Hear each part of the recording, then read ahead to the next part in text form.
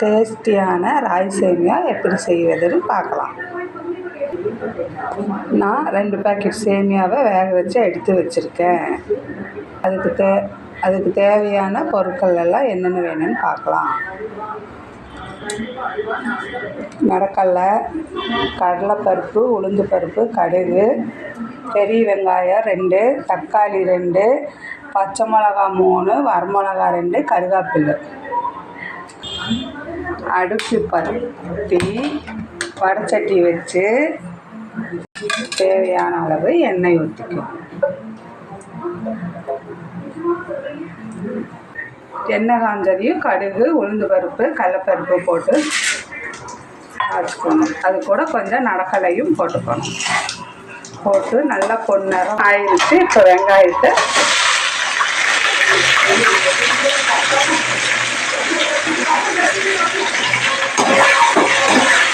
வெங்காயம், பச்சை மிளகா, வரமிளகா எல்லாம் போட்டு நல்லா வதக்கிட்டு 2 நிமிஷம் வதக்கிட்டு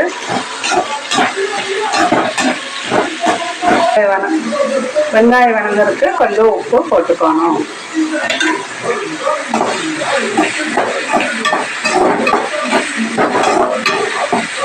பொன்னிறம் ஆகட்டும். பொன்னிறம் ஆயிடுச்சு. கருவேப்பிலும் போட்டு தக்காளியும் போட்டுறோம்.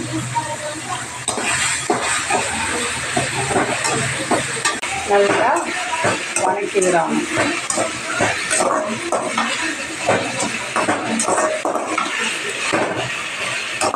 தக்காளி நல்லா வதங்க வரைக்கும் வதக்கி விடணும்.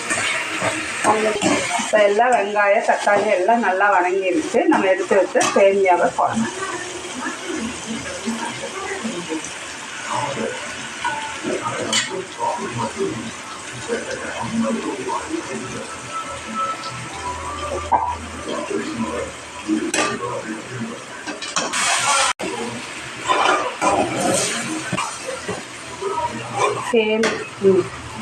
சேமியாவை போட்டு நல்லா கலரி விட்டுக்கோங்க. தேங்காய் வேணும்னா துருவி போட்டுக்கலாம், வேண்டாட்டி விட்டுடலாம். உப்பு காரமெல்லாம் இருக்கான்னு பார்த்துக்கணும். பார்க்க சிம்பிளாக இருக்கும். சிம்பிளாக செய்கிறது தான் உடம்புக்கு ரொம்ப நல்லது. எனக்கு உப்பு பத்தலைன்னா நீங்கள் போட்டுக்கோங்க.